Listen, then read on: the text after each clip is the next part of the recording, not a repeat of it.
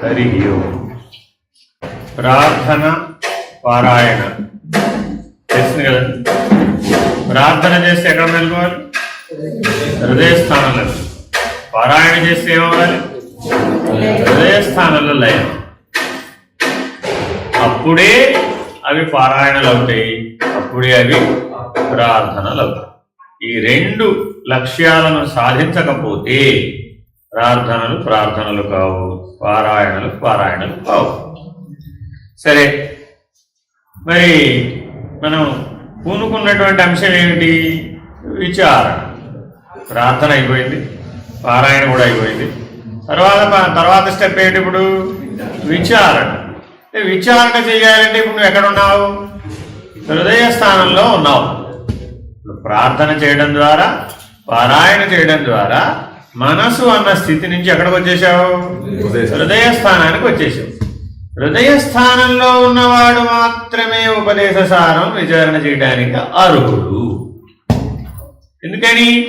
నేననే అహమిక హృదయ స్థానంలోనే ఉంది కానీ మిగిలిన చోట్ల లేదు. మరి ఇప్పుడు నేను విచారణ చేయాలంటే మనం ఎక్కడ ఉండాలి? హృదయ స్థానంలోనే ఉండాలి. అంతే కదా. ఇంటి యజమానిని వెతకాలంటే ఆ ఇంటికి వెళ్ళాలా వద్దా?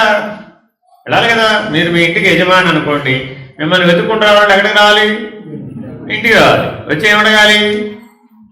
ఏమండి ఇంటి యజమాని గారు ఎవరు? ఇంటి యజమాని గారు ఎక్కడా అని అడగాల వద్దా? అంతేనా? ఎక్కడో మీరు ఉండని చోట అడిగితే చెప్తారా? చెప్పరు కదా. కాబట్టి నేననేటటువంటి స్వరూప జ్ఞానానికి, నేననేటటువంటి సాక్షికి, నేననేటటువంటి చైతన్యానికి, నేననేటటువంటి ఆత్మకు అడ్రస్ ఎక్కడా? నివాసం ఎక్కడా? హృదయస్థానం. కాబట్టి మనం 24 గంటల్లో హృదయ స్థానంలో ఎంతసేపు ఉండాలి? 24 గంటలు ఉండాలి. కానీ ఎక్కడ ఉంటున్నాం? బయట తిరిగి రావడం మన అలవాటు కదా. ఇంట్లో ఉన్నాం కదా. ఇంట్లో ఉంటే మనకి పొద్దు ఎట్టా పోతుందండి. కాబట్టి ఒకసారి బయట తిరిగి వస్తే పోదు. అందుకని మనం ఏం చేస్తున్నాం? ఒకసారి అట్టా బయటికి వెళ్ళి వస్తే ప్రశాంతంగా ఉంటాం. అట్లా శరీరేంద్రియ సంచారం చేసి వస్తున్నాం. హృదయ స్థానంలో ఉండకుండా ఏం చేస్తున్నాం?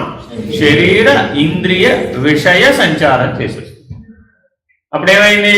కాసేపు శబ్దం అనే విషయానందం, కాసేపు దృశ్యమనే విషయానందం, కాసేపు స్పర్శ, కాసేపు రూపం. దృశ్యం అంటే అదే, శబ్ద స్పర్శ రూప రసం. అత్యంత ముఖ్యమైనది అది. ఆ రసం ఎక్కడుందా అని వెతుకుతూ ఉంటాడు. అంతే. అది నీరసం వచ్చేదాకా వెతుకుతాడు. సరే, ఆ రసం వెతికి అక్కడ కూడా విషయానందాన్ని పొందాడు. తర్వాత గంధం. అర్థమేనండి? ఈ 5 విషయేంద్రియాల వెంటపడి మనం శరీర ఇంద్రియ విషయ సంచారం చేస్తున్నాం.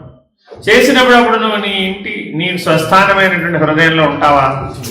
ఉండవు. సమస్య లేదు. చూసుకోండి మీరు కావాలండి. ఇప్పుడు పారాయణ చేసేటప్పుడు కూడా మధ్యలో మనం ఈ సంచారానికి వెళ్ళొచ్చావా లేదా?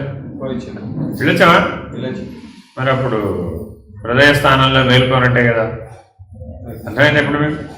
కాబట్టి ఏమంటే ఎన్ని రోజులు పారాయణ చేయమంటారండి అని అడుగుదామా లేదా? ఎవరైనా ఏదైనా పారాయణ చేయమన్నాం అనుకోండి, ఏమంటే ఎన్ని రోజులు చేయమంటారండి? ఎన్ని రోజులు చేయాలండి? పారాయణ ఫలితం ఏమిటి? హృదయ స్థానంలో లయమైపోవాలి. సంచారం చేసేది ఏదైతే ఉందో, శరీర ఇంద్రియ విషయ సంచారం చేసే ఏదైతే ఉందో, అది మనసే కావచ్చు, బుద్ధే కావచ్చు, ఏ పేరైనా పెట్టుకోదని, ఆ ఆసక్తే కావచ్చు, ఆ ఆకర్షణే కావచ్చు, ఏదైనా కావచ్చు, అది ఎందులో లయమైపోవాలి? ఇప్పుడు హృదయ స్థానంలో లయమైపోయేంత వరకు పారాయణ చెయ్యి. అర్థమైందండి? సరే, మీ అందరికీ ఒక సింగిల్ పేపర్ ఉపదేశ సారం ఇచ్చాం.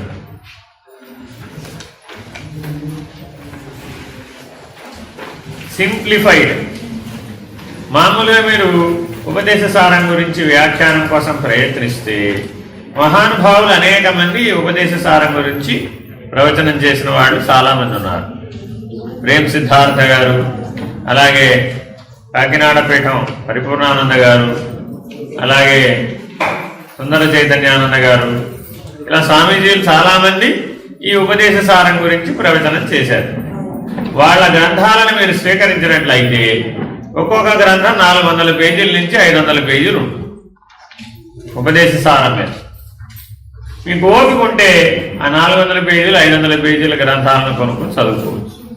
కానీ ఆ 400-500 పేజీల గ్రంథ సారం అంతా ఈ ఒక్క పేజీలోనే ఉంది. అంటే నేను ఎందుకు సారాంశంగా మాట్లాడతానంటే, మనం ఒక 500 పేజీల గ్రంథం తీసుకొచ్చి అక్కడ పెడితే అందులో మనం ధారణ ఎంత చేస్తాం, ఇందులో ఎంత ఉంటుంది, మస్తకంలో ఎంత ఉంటుంది. పుస్తకంలో 500 పేజీలు ఉంది, మస్తకంలో మీరు 500 పేజీలు ధారణ చేయాలనుకోండి ఎంతకాలం పడుతుందండి?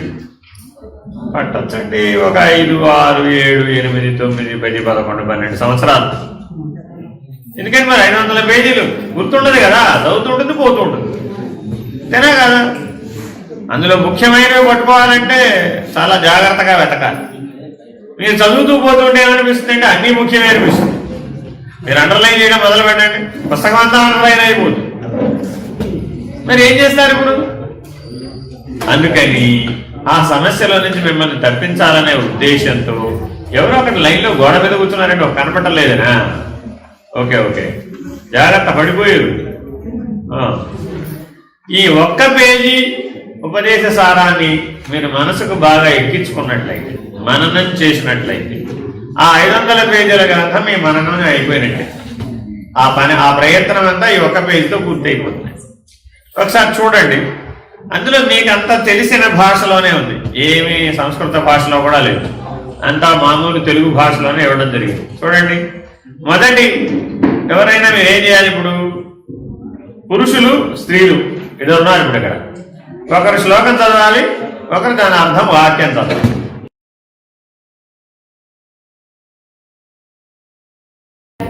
పేపర్ రాలేదా?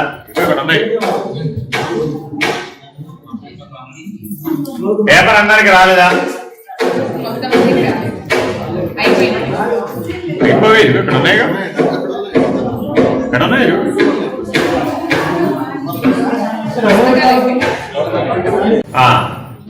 ఒకరు శ్లోకం చదవండి, ఒకరు దానికి అర్థం చదవండి. ఎవరో చాయిస్ ఈజ్ యువర్స్.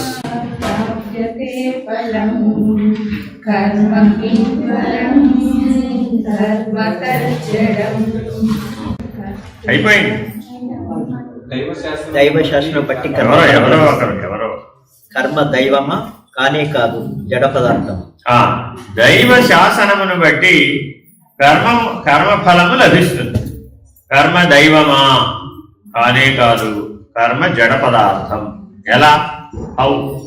కర్తృత్వ భావన వదిలేసి చేసినప్పుడు, కర్మని కర్తృత్వ భావన వదిలేసి చేసినప్పుడు ఎలా ఎలా అంటే బాగా నేను చేస్తున్నాననే భావన. ఉదాహరణ చెప్తా చూడండి. మీ ఇంట్లో మామిడి చెట్టుకు పండ్లు రావాలి, సూర్యుడు ప్రకాశించాలా అక్కర్లేదా? ప్రకాశిస్తారు. సూర్యప్రకాశం లేకుండా మీ ఇంట్లో మామిడి చెట్లను పండించగలరా? ఫలాలు వచ్చేట్టు చేయగలరా? చేయలేరా? ఇంత చిన్న పని కూడా చేయలేకపోతే అలాగా. మీరే కదా మామిడి చెట్టును పెంచింది ఎవరు? నేనే. నీళ్లు పోసింది ఎవరు? నేనే. ఎరువేసింది ఎవరు? మొక్కలుగా ప్రూనింగ్ చేసింది ఎవరు? నేనే. పొలాలు విరిచి బాగు చేయించింది ఎవరు? నేనే. మరి ఫలం కూడా కాయించగా సూర్యుడిగా లేకుండా. ఎందుకని? కర్మఫల ప్రదాత ఈశ్వరుడు. చెట్టుకు కాయ కాయడం, పండు పండటం కూడా కర్మఫలమే. నువ్వు కర్మ చేసావా చేయలేదా?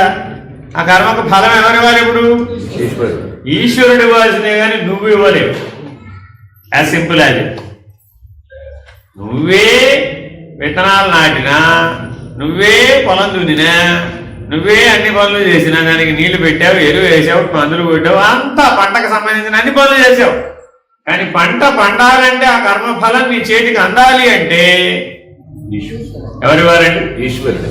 కర్మఫల ప్రదాత ఈశ్వరుడు. కర్మ తనకు తాను స్వయంగా ఫలించజాలదు. కర్మ తనకు తాను స్వయంగా ఫలించజాలదు.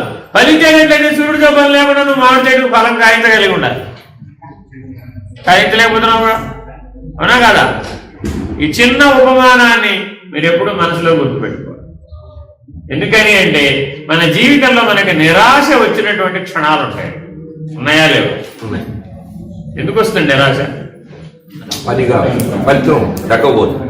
ఆ ఉట్టి మీద స్వర్గాన్ని ఎన్నిసార్లు కొట్టానండి, అది మాత్రం రాలేదు కదా. మనం దేనికోసం ప్రయత్నం చేస్తామండి? ఉట్టి మీద ఉంది స్వర్గం, మనం కింద ఉన్నాం. ప్రయత్నం ఎగురుతూ ఉంటాడు ఆ ఉట్టి మీద ఉన్న స్వర్గాన్ని అనుకోవడానికి. ఎంత ప్రయత్నం చేసినా అది రాదు. అప్పుడు ఏమైపోయాడు? నిరాశపడ్డాడు. ఇక నేను ప్రయత్నం చేయలేనండి, చాలాసార్లు ప్రయత్నం చేశాను, అది రాదు. ఆ ఉట్టి మీద స్వర్గం మోక్షం. మోక్షాన్ని ఇప్పుడు మనం దేంతో అందుకోవాలనుకుంటున్నాం? ఎగిరెగిరి ఎగిరెగిరి ఎగిరెగిరి ఆ ఉట్టి మీద ఉన్నటువంటి చిన్న పిల్లవాడు తల్లి ఏం చేసిందంటే లడ్డూలు పట్టుకెళ్ళి ఎక్కడ పెట్టింది? ఇప్పుడు ఉట్టి మీద పెట్టి. ఇప్పుడు ఆ ఉట్టి మీద ఉంది స్వర్గం. అది మనకు కూడా ఇప్పుడు మోక్షం ఎక్కడ ఉంది? ఉట్టి మీద ఉంది. మనం కూడా ఏం చేస్తున్నాం? భజనలు చేసాం, ఓ ఎగురెగిరాం. అభిషేకాలు చేసాం, ఓ ఎగురెగిరాం. ఓ కీర్తనలు పాడాం, ఓ ఎగురెగిరాం. లేదంటే ఇంకేదో బిల్వార్చనలు చేసాం. లేదు శతపత్ర కమలాలు ఎక్కడ ఉంటాయట కేరళలో. ఒకే పువ్వుకి 1000 రేకులు కూడా ఉంటాయట, సహస్ర కమలాలు కూడా ఉంటాయట. వాటిని తెచ్చి పూజిస్తే విశేషం. అమ్మవారికి సహస్ర కమలాలు చాలా విశేషం అండి బాబు. ఓ బస్సు వేసుకెళ్ళి కేరళ వెళ్ళి ఆ సరస్సు ఎక్కడ ఉందో చూసుకునేట్టు దాని నానా కష్టాలు కూడా ఆ సహస్ర కమలాలు తెచ్చి పూజ కూడా చేసాం. ఇది చాలండి, బ్రహ్మ కమలాలతో పూజ చేస్తే గ్యారంటీగా వస్తుంటున్నారు. ఏకంగా అక్కడికి వెళ్ళాం, కాశ్మీరం వెళ్ళి ఆ బ్రహ్మ కమలాలు కోసుకొచ్చి వాటితో కూడా అర్చన చేసాం. ఇవన్నీ ఏంటి? ఎగరటం. ఆ మోక్షం అనే దాన్ని అందుకోవడానికి ఎగరటం. ఎగిరి ఎగిరి ఎగిరి మనకేమైంది? ఇప్పుడు నిరాశ, అలసట వచ్చింది, నిరాశ వచ్చింది. ఇది రాదురా బాబు, ఈ మోక్షం అందే పండుగ కదరా నాయన. అయిపోయి సాలించేసుకున్నాడు. నిరాశ కూడా వచ్చేసి. ఎందుకట? ఎక్కడ దోషం ఉందంటే ఇప్పుడు కర్మ తనకు తాను ఫలించదు. కర్మ జడం. కర్మ ఎప్పుడు తనకు తాను ఫలించదు, జడం. నువ్వు 1001 ప్రయత్నించు, కర్మ చేత మోక్షాన్ని అందుకోవడం కుదరదు. Not possible. మరి ఎలాగండి? జ్ఞానాదేవతు కైవల్యం. అర్థమైందండి? నిన్ను ఎవరెగరమన్నారు? ఆయన అలసడు వచ్చేంతవరకు ఎవరెగమన్నారు? ఎదుగు. ఎగిరే బదులు ఏం చేయాలి? ఎదగాలి. ఎదిగితే ఆ స్థాయికి ఎదిగావు, అప్పుడు సులభమైంది. ఎదగాలంటే ఏం కావాలి? జ్ఞానం. అర్థమైందండి? కాబట్టి కర్మ మార్గంలో నేను మోక్షాన్ని సాధిస్తాను, సాధ్యపడదు. కర్మ మార్గం ద్వారా జ్ఞానాన్ని సాధించాలి. మొట్టమొదటి సాధన పూర్వకంగా జ్ఞానస్థితికి ఎదగాలి. ఎదిగిన తర్వాత ఏం చేయాలి? జ్ఞానఫలంగా మోక్షాన్ని అందుకోవాలి. కర్మఫల ప్రదాత ఎవరు? ఇప్పుడు ఈశ్వరుడు. అర్థమైందండి? మీకు మంచి కుటుంబం ఉందండి ఇక్కడ ఉన్న వాళ్ళందరికీ. మీ కుటుంబం మంచిగా, మీ మంచి కుటుంబాన్ని మీరు కలిగి ఉన్నారా అని అడిగామనుకోండి, ఏమంటారు మీరంతా? మంచి కుటుంబం. మంచి కుటుంబం అంటే మంచి కుటుంబం అంటే మంచి కుటుంబం అంటే ఎటువంటి సమస్యలు లేకపోతే మంచి కుటుంబం ఉంటుంది. సుఖశాంతులు ఉంటే మంచి కుటుంబం ఉంటుంది. ఇవన్నీ ఆన్సర్లే. కలతలు లేకపోతే మంచి కుటుంబం ఉంటుంది. మంచి కుటుంబం అంటే ఈయన్నిటికీ ఒక పలక అక్కడ పదకోశం పెట్టుకుంటుంది, దాన్ని తైలిసారు అనమాట తీసుకొని. మంచి కుటుంబం అంటే, మంచి కుటుంబాన్ని సినిమా కూడా తీశారు. మంచి కుటుంబం అంటే చెప్పిన మాట వినేవాడు ఉంటారు. మంచి కుటుంబం అంటే చూడండి, మనం ఇప్పుడు కుటుంబం అనే బరువుని 50 ఏళ్ళుగా మోస్తున్నాం, కానీ మంచి కుటుంబం అంటే ఎవడో చెప్పడం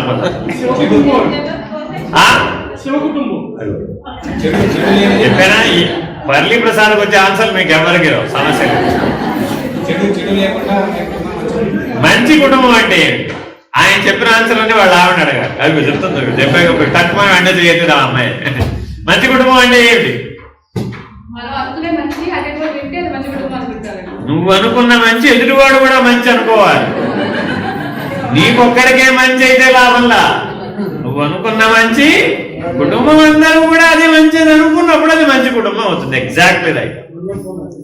నువ్వు ఒక్కడికి జ్ఞానం అనుకుంటే సరిపోదు. ఆ జ్ఞానం ఎలా ఉండాలి? సర్వజనామోదమై ఉండాలి. అర్థమైందా? ఇప్పుడు సర్వజనామోదంగా చేయబడేది ఏదైనా సరే మంచి అని పేరు పెట్టింది. సర్వజనామోదాన్ని సాధించడం అందరికీ సాధ్యమేనా? చూడండి, సర్వనాశనం అసాధ్యం. అసాధ్యం కాదు, అసాధ్యమే అయి ఉంటే ఈశ్వర కుటుంబం అనే ఆన్సర్ రాదు. అర్థమైందండి? వాళ్ళిద్దరికీ గొప్ప విశేషం ఏంటో తెలుసా? వాళ్ళ ఆవిడకు వచ్చినటువంటి ఐడియా ఈయనకి రాదు, ఈయనకు వచ్చే ఐడియా వాళ్ళ ఆవిడకి రాదు. కానీ వీళ్ళిద్దరు ఈ రెండు ఆన్సర్లు కలిపితేనే ఫుల్ఫిల్ అవుతుంది సమాధానం. వాళ్ళకి చేత కాదండి, మనం సాక్షిగా ఉన్నాం కాబట్టి మనకి చేతనం అవుతుంది అనమాట.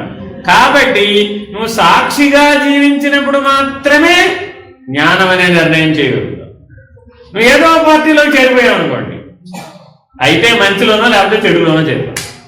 కానీ మంచి కుటుంబం అంటే ఇప్పుడు ఏంటి? సర్వజనామోదమైనటువంటిది మంచి అయితే సర్వజనామోదం పొందినవాడెవడు? ఈశ్వరుడు. సర్వజనామోదం పొందినవాడెవడు? ఈశ్వరుడు. కాబట్టి నీ కుటుంబం కూడా ఎలా ఉండాలి? ఈశ్వర కుటుంబం వలె ఉండాలి. అర్థమైందండి? ఎందుకు ఈశ్వర కుటుంబం వలె ఉండాలండి? అమ్మవారేమో సింహం ఎక్కుంటాడు, అయ్యవారేమో ఎద్దును ఎక్కుంటాడు. ఒక పిల్లవాడేమో ఎలుకని ఎక్కుంటాడు, మరో పిల్లవాడేమో నెమలిని ఎక్కుంటాడు. అయ్యవారి మెడలోనేమో నాగాభరణాలు ఇటు అటు ఊగిసలాడుతూ ఉంటాయి. చూడండి, ఆ శివ కుటుంబాన్ని మనం గమనిస్తే మామూలుగా చూస్తే ఏమనిపిస్తుంది? అంతా భిన్నత్వం ఉన్నట్టుగా కనబడుతుంది. జన్మతః వాటి మధ్యలో వైరభావం ఉన్నట్టుగా కూడా కనబడుతుంది. కానీ మరి ఈశ్వర సన్నిధానంలో అవన్నీ ఏమైపోయినాయి? వాటి సహజ స్వభావాన్ని కోల్పోయి. కాబట్టి నీవు ఈశ్వరుడుగా నీ కుటుంబంలో కనుక నువ్వు జీవిస్తూ ఉంటే నీ కుటుంబ సభ్యులందరూ కూడా వాళ్ళ వాళ్ళ సహజ స్వభావాలను మర్చిపోతారు, వదిలేస్తారు. అలా నువ్వు ఎప్పుడైతే జీవించగలుగుతావో నీ కుటుంబం ఈశ్వర కుటుంబం అవుతుంది. అప్పుడు ఈ కుటుంబం జ్ఞాన ఫలదాయకం. ఈ కుటుంబం ఏమైంది? జ్ఞాన ఫలాన్ని ఇచ్చింది. ఇప్పుడు మన కుటుంబం ఎలా ఉంది? మొదటి ప్రశ్నకు వద్దాం. మొదటి ప్రశ్న ఏమడిగానండి? ఇక్కడ అందరికీ మంచి కుటుంబమే ఉందా అంటే అందరూ ఏమన్నారండి? అంతా మంచి కుటుంబమే ఉంది. అర్థమైనా? ఇప్పుడు జ్ఞాన ఫలాన్ని ఇచ్చేటటువంటి కుటుంబానికి మంచి కుటుంబం అని పేరు. మనందరిది కూడా సత్సంగ సభ్యులందరిది కూడా ఒక కుటుంబమే. ఇక్కడంతా చర్చ దేని మీద జరుగుతుంటుంది? కాసేపు ఈశ్వరీయం అనీశ్వరమైన దాని గురించి ఇక్కడ ఏం చర్చించాం.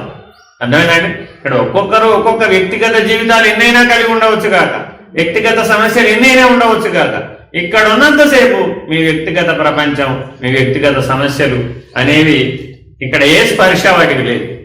కేవలం ఈశ్వరీయమైనటువంటి ఆత్మజ్ఞానంతో మాత్రమే మనం జీవించే ప్రయత్నం చేస్తాం. చేసేటప్పటికి ఏమైపోయావు? ఇది కూడా కర్మేనా కాదు? విచారణ కూడా కర్మేనా కాదు? అంతేనా? మరి కర్మ ఫల ప్రదాత ఎవరు? విచారణకు ఫలం ఏమి ఇవ్వాలి? మరి జ్ఞానం ఇవ్వాలి. కర్మకు ఫలం ఏమి ఇవ్వాలంటే కేవలం సుఖ దుఃఖాలే కాదు, జ్ఞానం కూడా. ప్రొవైడెడ్ ఏ స్థితిలో ఉండి చేయాలి? ఇప్పుడు హృదయ స్థానంలో ఉండి చేయాలి, ఈశ్వర స్థితిలో ఉండి చేయాలి, ఈశ్వరీయమైన చైతన్య స్థితిలో ఉండి చేయాలి, దివ్యాత్మ స్థితిలో ఉండి చేయాలి. జ్ఞానపూర్వక కర్మాచరణ చేస్తే ఫలితం జ్ఞాన ఫలమే అవుతుంది. అర్థమైందా?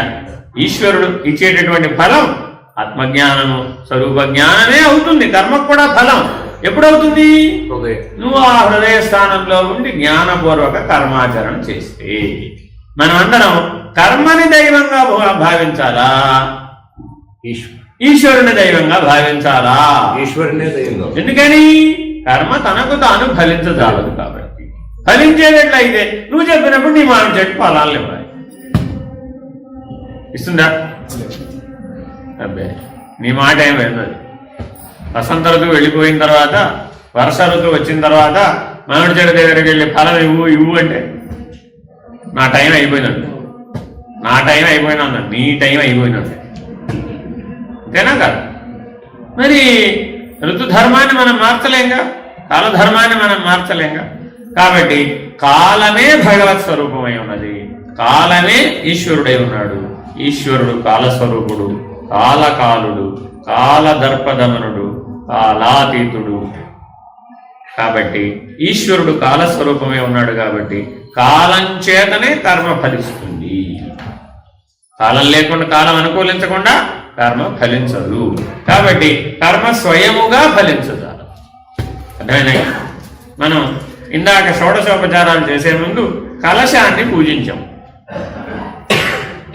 ఎంత చెంబండి అది? చెంపు అక్కడ పెట్టి అందులో 4 ఉద్ధర నీళ్లు పోసి ఇదే బ్రహ్మాండం అనుకో, ఇదే మొత్తం అనుకో, ఇదే చతుర్వేదములు అనుకో, ఇదే సప్త తీర్థములు అనుకో, ఇదే అన్నీ అనుకో అని చదివేశాడు భావనలో. అదేమిటండి అది? ఇప్పుడు భావనలో ఆ కలశోదకాన్ని మీరు తర్వాత కార్యక్రమాలకు వినియోగించుకున్నారు, ఉపచారాలకు వినియోగించుకున్నారు, అవునా కదా? ఇప్పుడు మీకు ఆ ఉపచార ఫలం ఇచ్చేటటువంటిది ఈ కలశమా, ఉపచారములు చేయబడిన ఈశ్వరుడు? ఉపచారం ఈశ్వరుడే. అంతకుముందు ఈ కలశాన్నేగా పూజించావు, మరి ఇది ఈశ్వరుడు కదా? ఈశ్వరుడే చూస్తే. అది ప్రతీక కాదండి, సాక్షిత్వంగా ఉన్నప్పుడు అది కాదండి. 6 అడుగుల బొమ్మ కూడా ప్రతీకే. ఈ చెంబులో ఉన్నటువంటి కలశంలో ఉన్నటువంటి కలశోదకం కూడా ప్రతీకే. ఇప్పుడు నీకు ఫలాన్ని ఇచ్చేది ఎవరు? ఆ పెద్ద దేవుడా, ఈ చిన్న దేవుడా?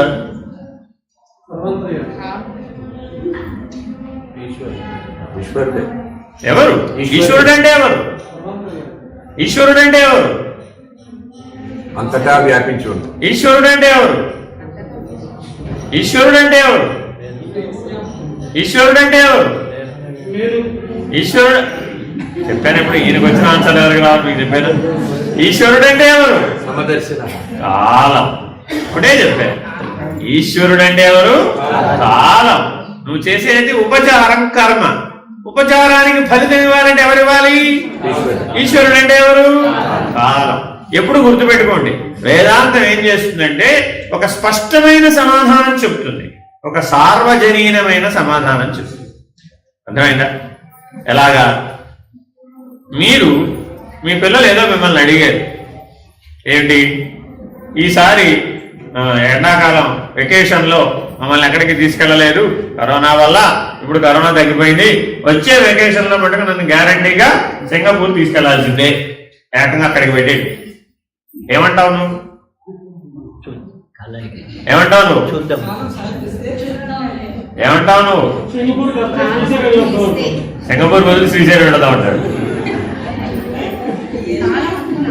అదిగో కాలం అనుకూలిస్తే అర్థమైందండి. ఎందుకని?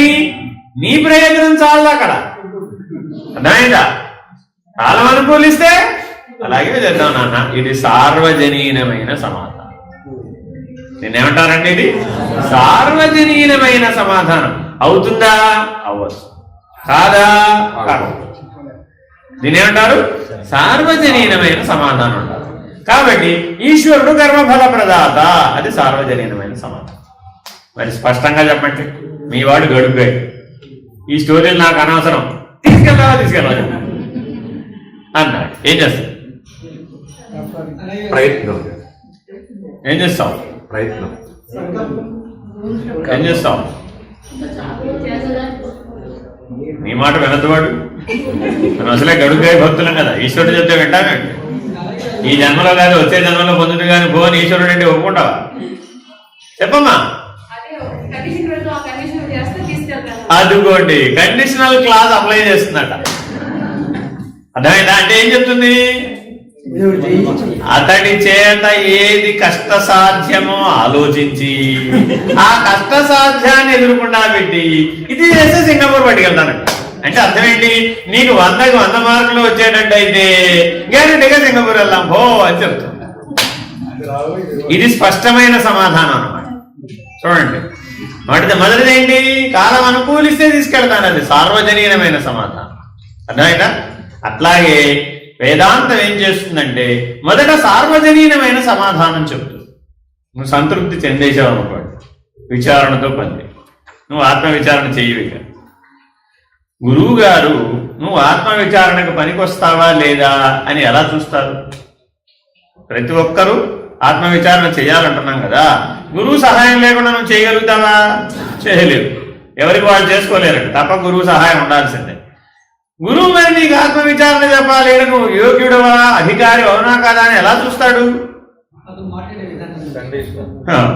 నీకు నువ్వు అడిగిన ప్రశ్నలకి ముందు సార్వజనీనమైన సమాధానం చెప్తాడు. సార్వజనీనమైన సమాధానం చెప్తే నువ్వు సంతృప్తి పడి వెళ్ళిపోయావు అనుకోండి, ఓ వీడు ఆత్మవిచారణకు పనికిరాడు. దేనికి పనికొస్తాడు? సాధనకు పనికొస్తాడు. కాబట్టి ఏం చేస్తాడు? నీకేదో ఒక సాధన చెప్పి ఆ సాధన చేసుకోవాలి, ఆ పుస్తకం చదువుకో, ఈ సాధన చేసుకో, అలా చేసుకో, ఇలా చేసుకొని చెప్పాను. సంతృప్తి చెందల. ఆ పిల్లవాడు గడుగ్గా పిల్లవాడు ఎలా అయితే తేల్చాల్సిందే అని అన్నాడు, అలా గట్టిగా పట్టుకున్నాడు. అలా గట్టిగా పట్టుకుంటే ఏమైంది? ఇప్పుడు స్పష్టమైన సమాధానం చెప్పాలి. సార్వజనీనమైన సమాధానం చెప్తే కుదరదు. ఇప్పుడేం చేశాడు?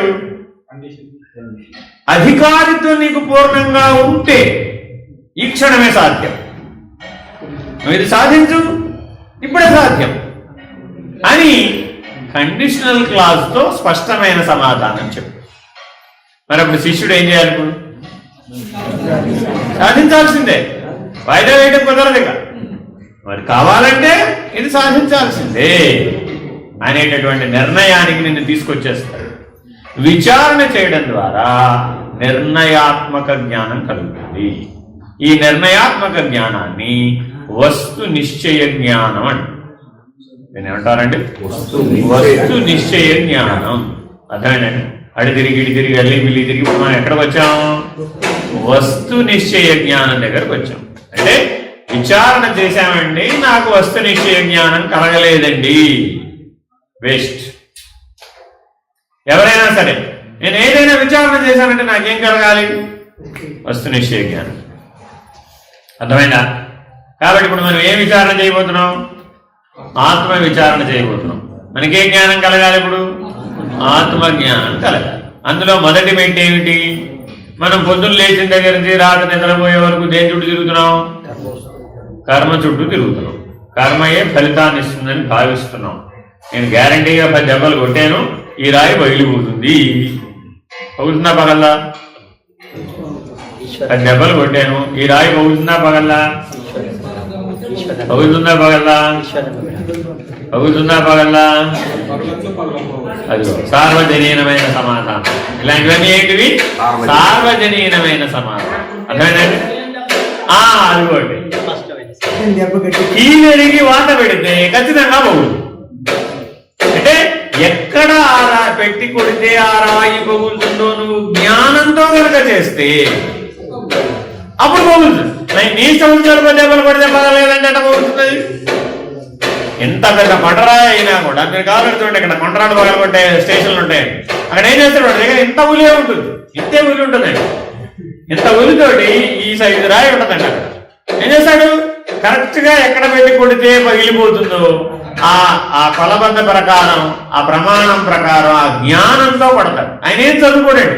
ఈ రాడు పగలగొట్టేవాడు 0 అక్షర జ్ఞానం ఏం చదువుకోడు. స్కూల్కి వెళ్ళాయన రాత కూడా రాదు, చదవడం రాయడం రాదు. కానీ ఈ సైజు రాయిని గంటలో పగలగొట్టేస్తాడు. మనకిచ్చారనుకోండి, సంవత్సరం పాటు పగలగొట్టినా అది పగలదు. అసలు లెక్కెట్టుకునేందుకు మనం ఉంటే కదా, అసలు అది కొట్టేటప్పుడు మనం పోతాం పర్లోకం. ఎందుకని? మనకు తెలియదు, జ్ఞానం లేదు. అర్థమైందండి? కాబట్టి ఏ పనైనా చేయాలంటే దేంతో చేయాలి?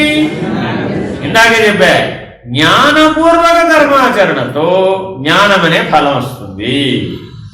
కర్మాచరణ చెయ్యాలి, కానీ జ్ఞానపూర్వక కర్మాచరణ చేయాలి. అందుకని విచారణ ద్వారా జ్ఞానాన్ని పొందాలి. జ్ఞానాన్ని పొందిన తర్వాత జ్ఞానపూర్వకమైన కర్మాచరణ చెయ్యాలి. అంతేగాని గుడ్డిగా కర్మాచరణ చేయకూడదు. చేస్తే ఏమవుతుంది? ఉసిరికాయ దీపం కావాలా, దోసకాయ దీపం కావాలా, గుమ్మడికాయ దీపం కావాలా, 1 ఒత్తు దీపం కావాలా, 1,00,000 ఒత్తులు కావాలా అనే దగ్గరే బయట అంతా గొడవ. సరే, రెండవది. మొదటిది బాగా అర్థమైందండి, ఇప్పుడు సందేహం లేదనుకుంటాను. రెండవది